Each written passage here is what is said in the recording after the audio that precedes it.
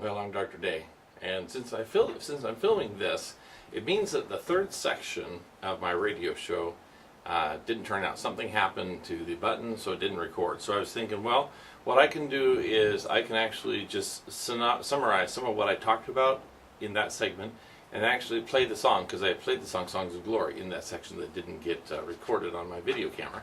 So I was just thinking, we had just talked about osteoarthritis as one primary cause of arthritis, and then I was talking about rheumatoid arthritis, which is more the inflammatory phase, and it actually is typically thought of as an inflammatory autoimmune disease that attacks the synovium of the joint, which is a thin layer of connective tissue that lines the capsule of a joint, lubricates and facilitates its movement. So we think about, in fact, when I went to school, we were pretty well taught, well, chiropractic can help osteoarthritis or degenerative arthritis, and that is true. It's probably one of the best response to chiropractic care to people with osteoarthritis.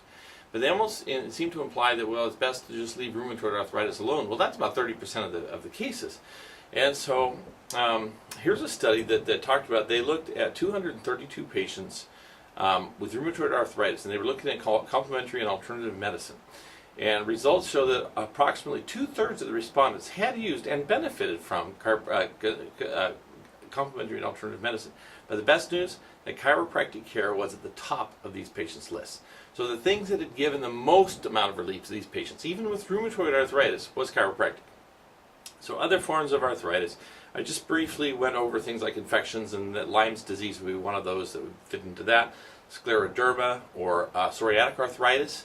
These are much lower in terms of probability. So when patients come in to see me, the vast majority have osteoarthritis, and probably anyone over 65, I assume they have it in at least one joint, and usually it's multiple joints. So that's something that I have to look at really carefully, but it's the kind that we can help dramatically. So that's exciting to me.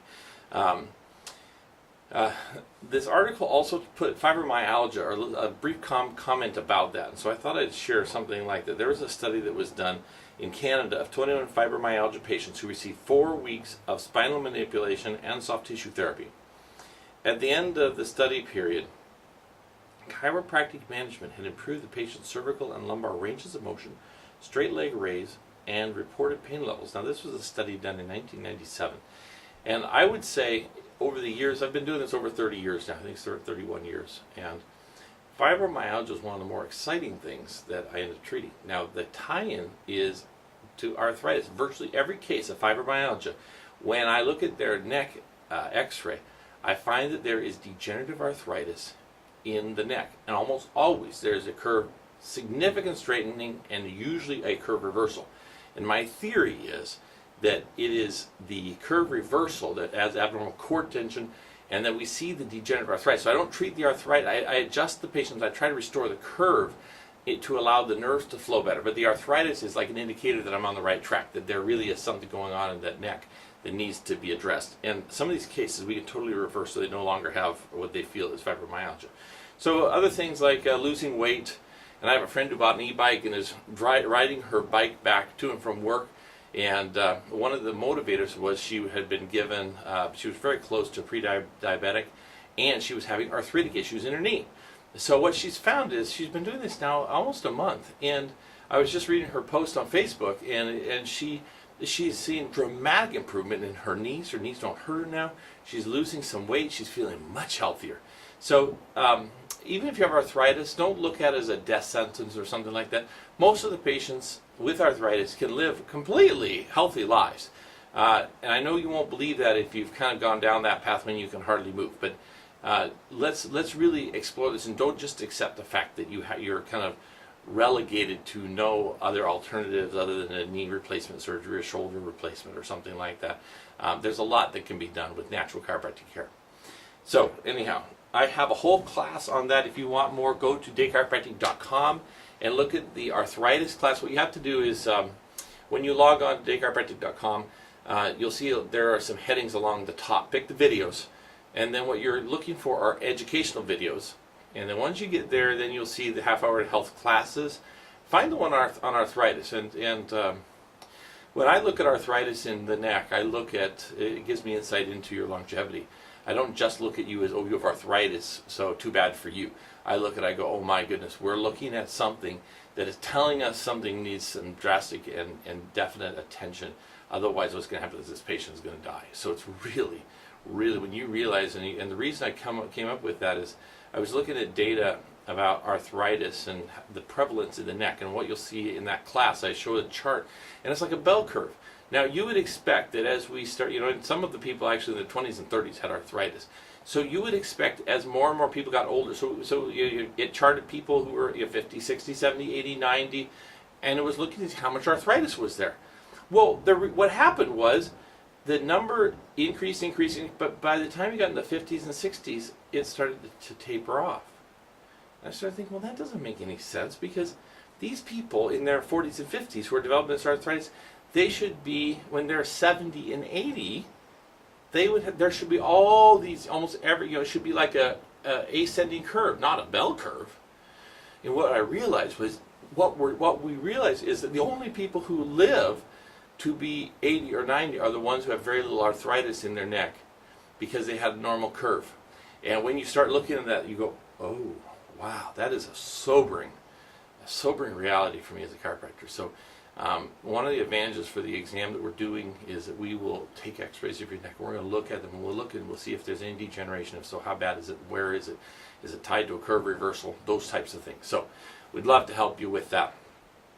So now what I'd like to do is sing this song called Sounds of Glory that I wrote. And the inspiration for this song was my mother-in-law, who was a wonderfully proficient musician. She played the pipe organ in her church, could play any song on the piano, just beautiful, wonderful musician. But as she's gotten older, she's lost her hearing and needs to wear hearing aids. And she was struggling so much with these hearing aids, because even though it makes sounds, it's not right. And she can't pick out and discern the tunes and the melodies like she is used to, and the way she used to be able to all her life. And so what she was finding herself doing is being so frustrated that she would just flip the switch, and she would rather just sit in silence, not hear anything, than to hear the sounds in this weird, distorted way. And her husband's gone on to glory, and she's looking forward to heaven. And I realized, you know what? She really doesn't care that much about the sounds around her. She's thinking more about the sounds of glory and the people who are in heaven and things like that. So I wrote this song, Sounds of Glory, really thinking about that. And but the hope is that as we come to the end of our lives, that we will begin to hear the sounds of glory calling us, and it's the people who are in glory who will be with and our Savior who's there. What I will do at the end of this radio program, I will put a couple links. One of them is going to be a link to an opportunity I had earlier this month to sing with the Greg Blake Trio. We did Sounds of Glory. Another one is there's a band called Coyote Hill Bluegrass Band out of Oklahoma.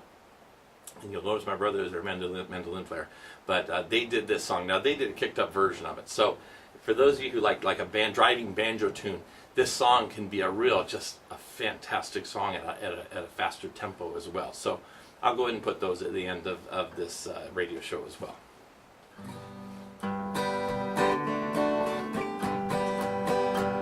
I hear the sounds of glory louder in my ear, when sounds of this life seem harder to hear. There's guitars and banjos, even mandolins, but best of all, my Savior who gave me life within. The sounds of glory seem louder every day. They call us to God's blessed place. With every passing day, I'm closer to His way.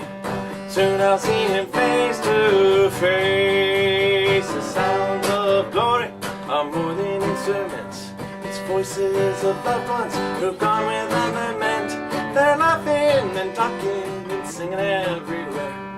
Soon I'll let my voice in that home over there. The sounds of glory seem louder every day. They call us to God's blessed place. With every passing day, I'm closer to His way. Soon I'll see Him face to face. And soon I'll see Him face to face. So something I can do, since we're not in front of the radio, is I can actually show you this guitar. This is guitar number 7. So I actually built this guitar, and if you'll notice, the top is made out of a Sitka spruce that has been torrefied, so it looks nice and amber gold and it looks old. And part of the reason is they baked this thing at a low temperature, took all the oxygen out of it, so it already sounds alive. Even though it's a brand new guitar, it has a beautiful resonance to it. And you'll notice a herringbone. This is for those of you who play guitars. This is modeled after a Martin HD28. So it's got this beautiful East Indian rosewood. Got a back stripe here, mahogany neck. The binding around here is a quilted maple, and the headstock. What I did is I took some ebony, a faceplate of ebony. And this is spalted maple that was given to me by the guy who supplies my guitar wood. And we also have, these are Waverly tuners, and the capo that I use is an Elliott capo out of Texas. So I hope you enjoyed it, and I look forward to many, many more radio programs with you.